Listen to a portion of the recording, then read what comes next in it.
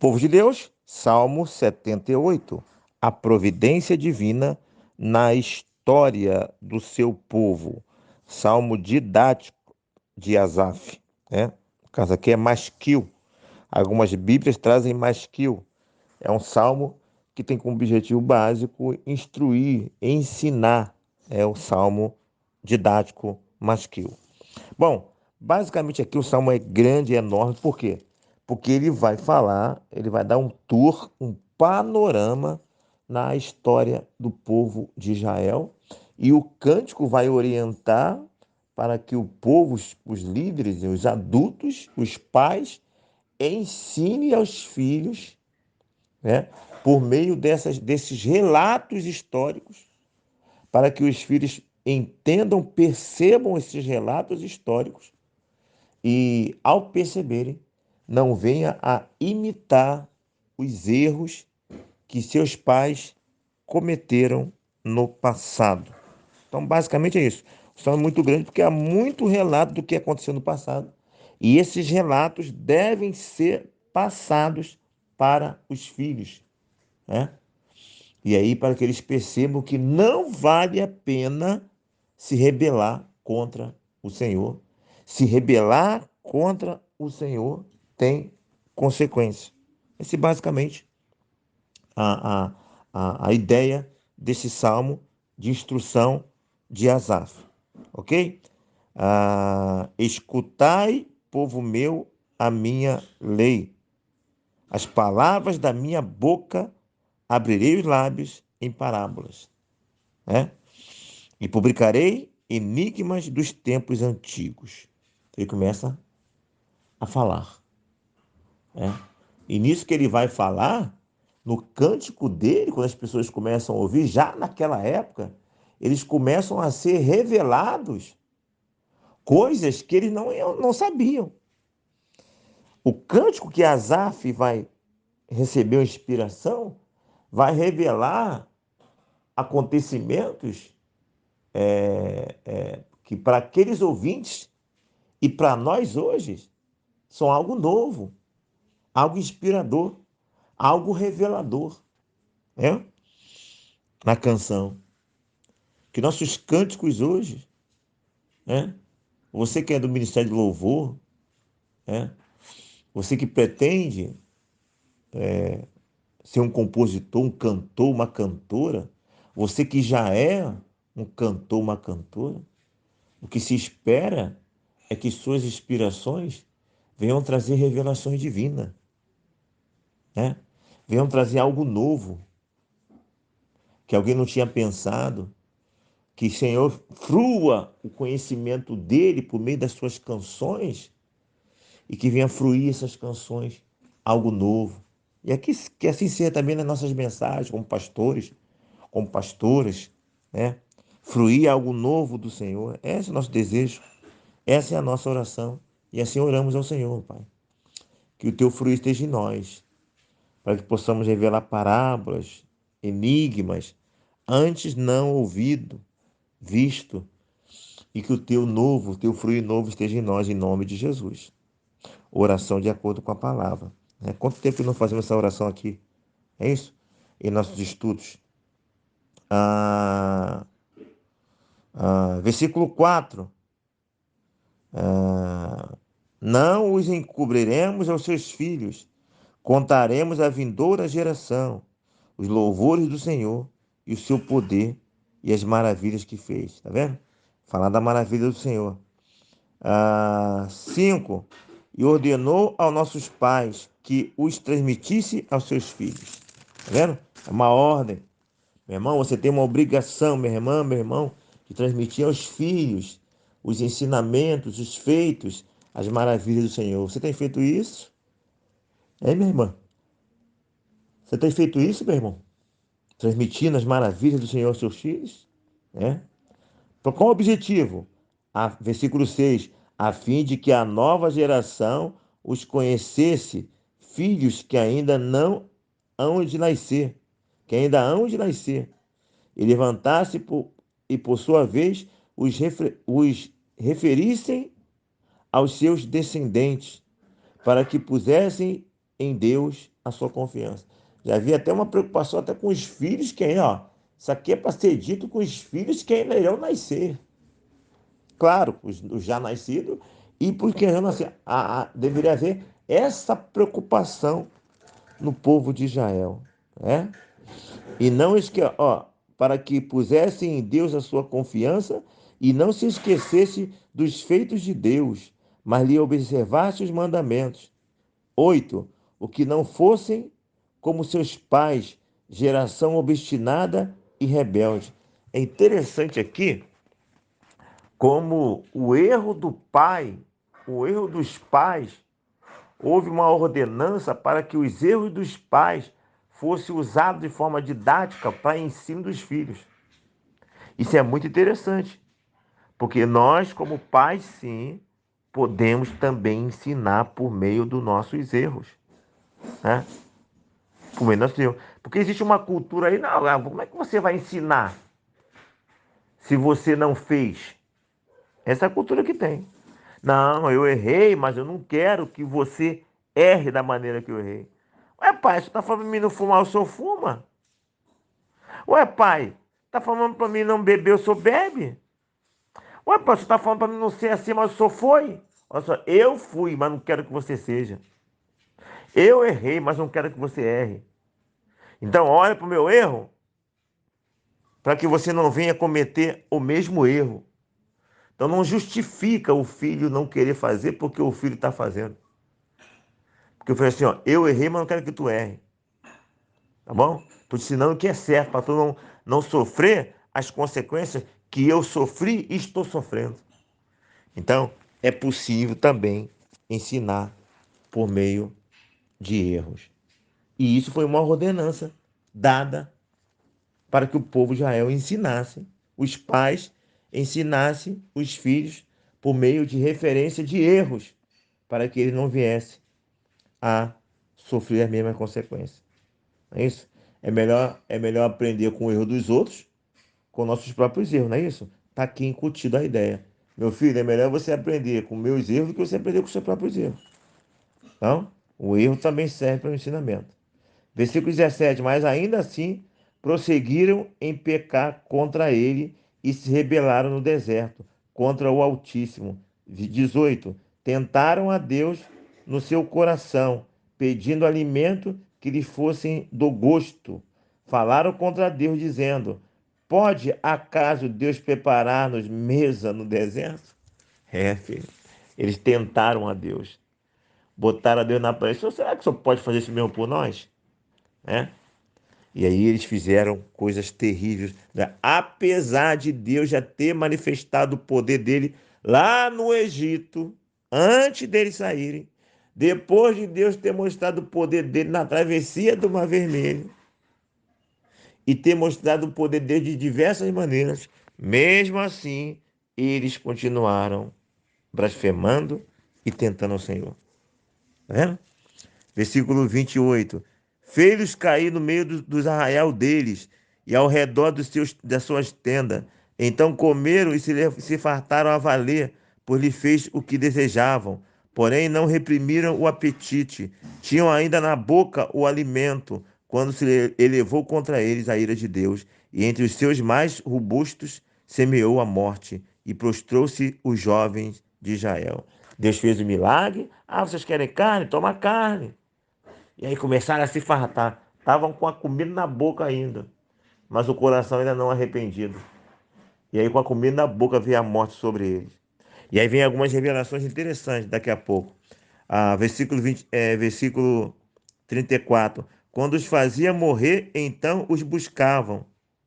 Arrependidos, procuravam a Deus. A dor faz procurar a Deus, né? Quando os fazia morrer, às vezes, minha irmã, Deus está fazendo você morrer para você buscar a Ele. Deus está fazendo você morrer porque você, teimoso, teimosa, demorou a render-se ao Senhor, demorou a voltar para a casa do Senhor, demorou a entregar sua vida a Cristo. Agora Deus está fazendo você morrer para que você faça isso. É a oportunidade que Deus está te dando. essa enfermidade, esse diagnóstico de morte, na verdade, é oportunidade de vida para você. E vida superior, vida eterna, arrependimento, vida com Ele. Tá vendo? Olha aí Deus te falando aí, meu irmão. Olha aí Deus te falando aí, minha irmã. Né? Deus trouxe a morte para produzir vida, produzir arrependimento. Tá vendo? Deus fazendo a pessoa morrer para que ela viva. Que coisa interessante. Né? Deus está fazendo você morrer para que você viva. Entenda isso. Em nome de Jesus. 36.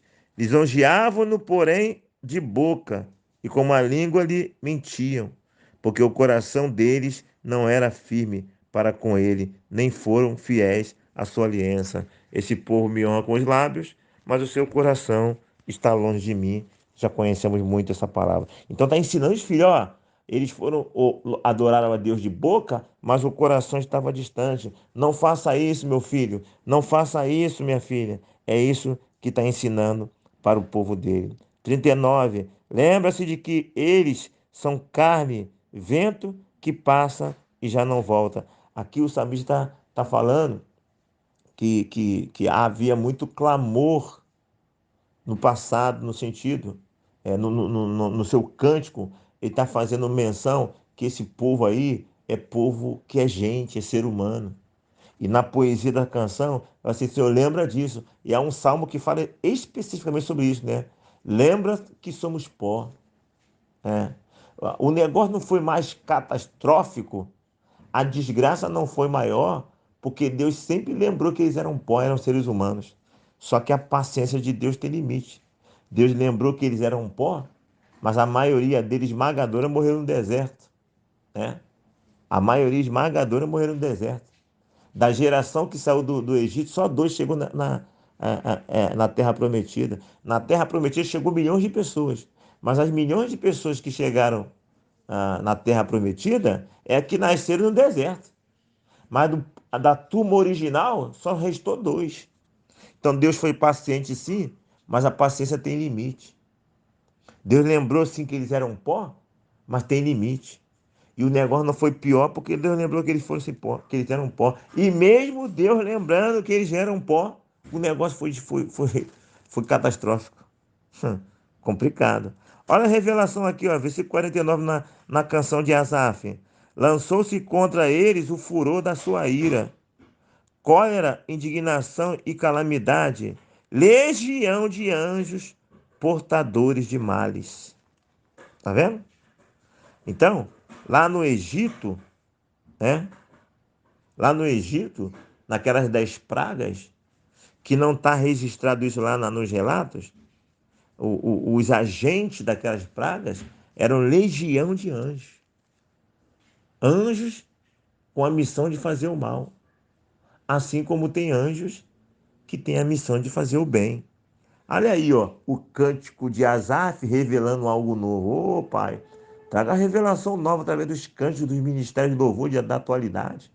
Inspire teus servos com canções novas que tragam revelações a nós, que nos revelem verdades bíblicas não conhecidas por nós. Aleluias. Que nossos ministérios de louvor sejam vasos do Senhor para ministrar novas canções, revelações novas, que já estão até na palavra e que são desconhecidas de nós, e revelações que não estão diretamente na palavra, que estão ocultas lá na palavra e que sejam reveladas a nós. Aleluia.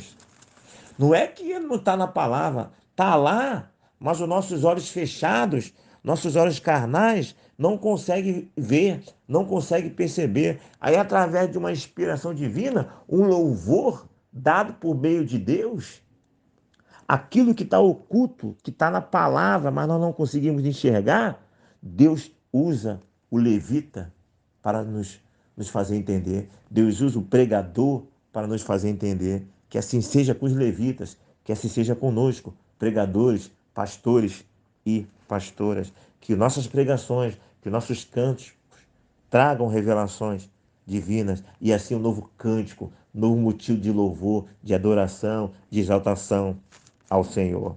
Versículo 58, ainda assim tentaram o Deus Altíssimo e a eles resistiram e não lhe guardaram testemunho. Não adiantou nada. Por mais que Deus fizesse por eles, eles não corresponderam. É muito ruim, né? Quando você faz e a pessoa não corresponde. Nós sabemos muito bem o que é isso. Quando você faz e não é correspondido naquilo que você fez. E Deus sofreu muito, assim, entre aspas. Entre aspas e também literalmente, né? Deus sofreu muito com essas atitudes. Deus sentiu essa atitude de incredulidade, de falta de correspondência do povo. 58. Com as suas imagens de escultura, eles trouxeram a ira de Deus, provocaram a Deus com as suas imagens de escultura. Sim, 62. Entregou o seu povo à espada e se encolarizou. Entregou o seu povo à morte. A vida está na mão de Deus. É Ele que nos entrega a morte. É Ele que nos entrega a enfermidade para glorificar o nome dele pela enfermidade ou para nos recolher às regiões celestiais. É Ele que faz isso. E é Ele que nós devemos recorrer para que a espada não chegue em nós ou para que a espada saia de nós. 68, 66. Fez recuar o golpe os seus adversários e lhe continuou perpétuo e lhes comminou perpétuo desprezo. Além disso, rejeitou a tenda de José e não elegeu a tribo de Efraim. Olha só que coisa interessante. Olha a outra revelação aqui, ó. A tribo de Efraim, a nível de poder, era para ser a tribo mais poderosa. Mas o pecado da tribo de Efraim afastou esse poder dela. Era para ser um grande potencial a nível de exército, mas o pecado fez isso com ela. Lá na terra de Efraim é que era Siloé, é onde estava a terra prometida, a arca. Então, na terra de Efraim devia ficar o tabernáculo, a arca. E aí, se você fazer uma pesquisa, os privilégios de Efraim, eles perderam o poderio militar e eles perderam o poderio religioso. E aí foi tudo para Judá, né? Judá já deveria ser profeticamente vir dele o reinado, a monarquia. Mas o poderio militar viria por Efraim, mas perdeu o privilégio. E também perdeu o privilégio na terra deles, está ali a arca, a Siloé, no caso ali, perdeu o privilégio de ser um centro religioso. Percebe? Se você fizer uma pesquisa sobre isso aí, você vai ver que Efraim perdeu dois grandes privilégios. Por quê? Por causa da desobediência, né? E aí se perdeu lá com o Reino do Norte, na rebelião do Reino do Norte. E aí perdeu e tudo ficou centrado em Judá. Tanto a monarquia, como na verdade toda a realidade religiosa, né? E todo o referencial. E daí que vem a palavra judeu, porque em Judá que ficou isso. De Judá veio o termo judeu, viu? É povo de Israel, mas a expressão maior hoje é judeu, né? A expressão maior não é israelita, a expressão maior é judeu, que tem mais peso, ok? Encerrando então, versículo de 71, rapaz, 72 versículos total. Tirou-os do cuidado das ovelhas e suas crias para ser o pastor de Jacó, seu povo, e de Israel. Aqui está falando que o que Deus fez com Davi, né? 70, 71, né? Fez grande coisa com o povo de Israel, né? Criando aí um grande líder, Davi. E aí o Deus que tirou o Davi do nada e o fez rei. Meu irmão, minha irmã, Deus pode tirar você do nada e te levantar. Não importa a tua posição, a tua realidade social, Deus pode mudar a tua sorte. Dessa posição que você está tão pequeno que você é, meu irmão, tão pequena que você é, minha irmã. Não importa a tua realidade social, Deus pode fazer você grande. Deus pode fazer você poderoso. Deus pode fazer maravilhas com a tua história, né? Com a tua família, assim como fez com Davi. Infelizmente, o povo não reconheceu tudo isso. Davi, em um determinado momento, vacilou, não honrou, mas depois se arrependeu e é um grande referencial. Tá aí, Salmo 78. Pense em todas essas coisas e que Deus nos abençoe.